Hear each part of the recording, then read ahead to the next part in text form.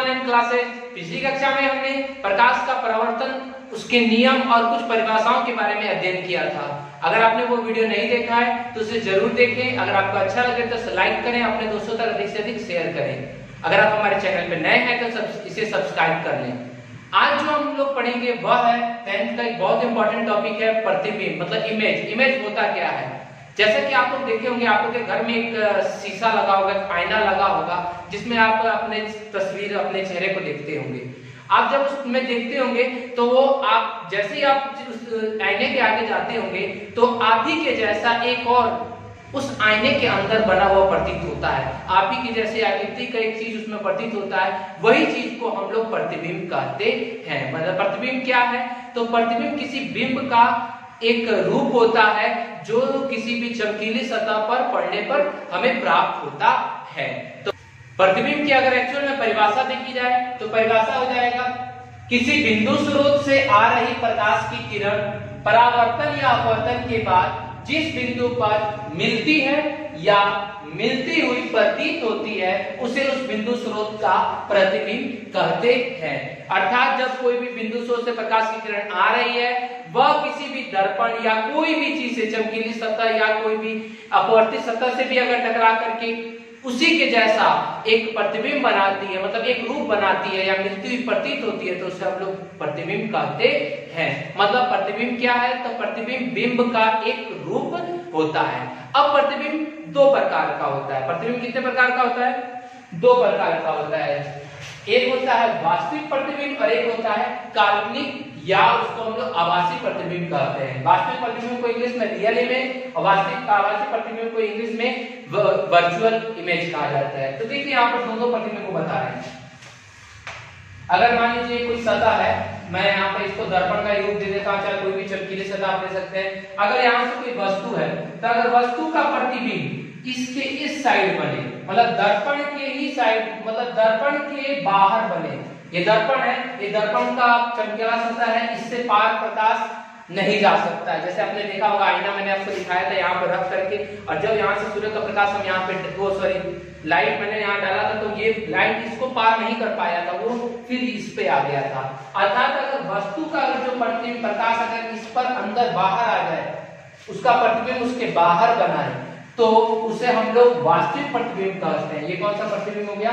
वास्तविक प्रतिबिंब। परंतु अगर वस्तु का प्रतिबिंब दर्पण के भीतर बने, दर्पण के कहां बने? भीतर बने, अंदर बने, तो उसे हम लोग कौन सा प्रतिबिंब कहते हैं?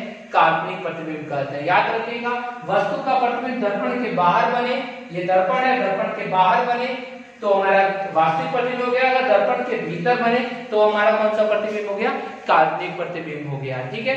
अब जैसे अगर आपके घर में अगर शीशा जो आईना मैंने बोला आपको, उस आईना में आप देखेंगे तो आप अपने चेहरे को उसमें देखिएगा ध्यान से, तो आपको पता चल जाएगा। अगर चेहरा जब आप उसमें देख रहे होंगे तो आपको आपका जो चेहरा दिखाई देगा, चाहे आपका जो शरीर दिखाई देगा, वो दर्पण के अंदर दिखाई देगा।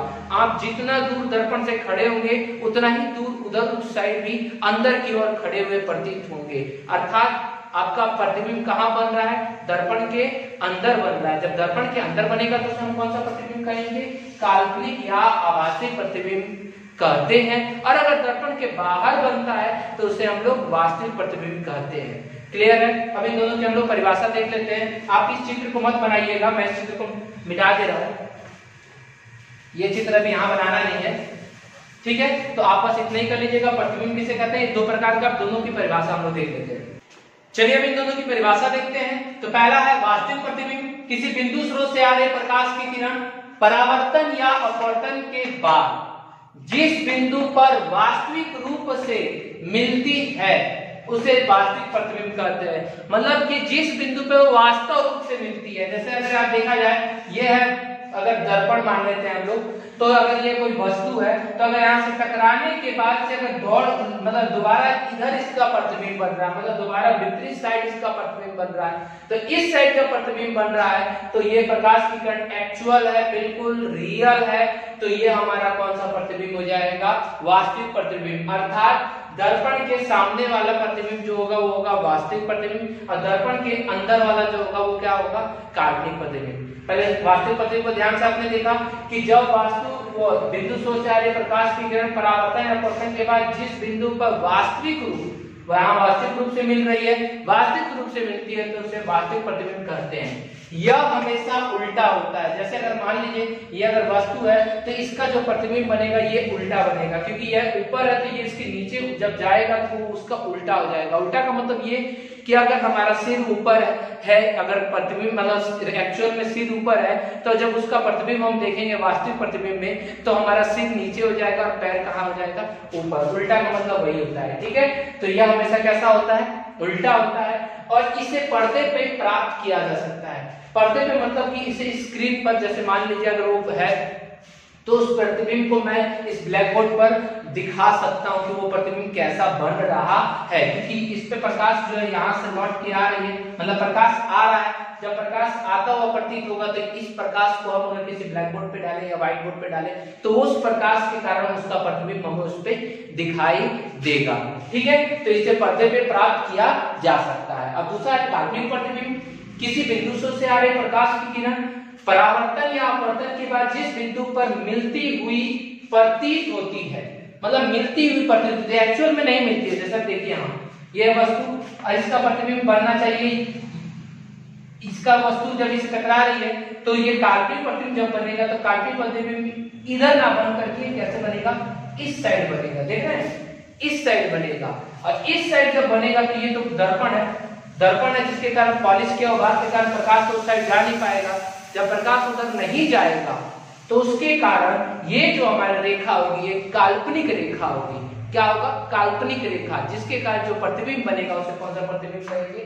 काल्पनिक प्रतिबिंब कहेंगे। मतलब किसी बिंदु से आ रही प्रकाश की किरण परावर्तन या अपवर्तन के बाद जिस बिंदु पर मिलती हुई प्रतीत होती है, मतलब मिलती हुई प्रतीत होती है, रियल में नहीं मिल रही है, मिलती हुई थोड़ा प्रतीत हो रही है, आपको लग रहा है, तो उसे हम लोग कौन सा प्रतिबिंब कहते हैं? उसे हम लोग काल्पनिक प्रतिबिंब कहते हैं। जैसे कि हम लोग के सामने जो आईना लगा होता है वह आईना हमेशा कैसा दिखाता है? वो हमेशा वो काल्पनिक प्रतिबिंब को दिखाता है, क्योंकि हमारा जो प्रतिबिंब उस आईना के अंदर बना होता है वह कैसा होता है? बिल्कुल सीधा होता है और आईना के अंदर बनता है, ना कि आईना के बाहर बनता है। क्लियर? नेक्स्ट हमारा है यह हमेशा सीधा होता है। तो आपने देखा सीधा ही होता है, हमारा सिर ऊपर है तो आईना में भी आप देखना आपका सिर ऊपर ही रहेगा। इसे पर्दे पर प्राप्त किया जा सकता है, नहीं किया जा सकता है, प्राप्त नहीं किया जा सकता है। मतलब इसे पर्दे पे प्राप्त नहीं किया जा सकता है।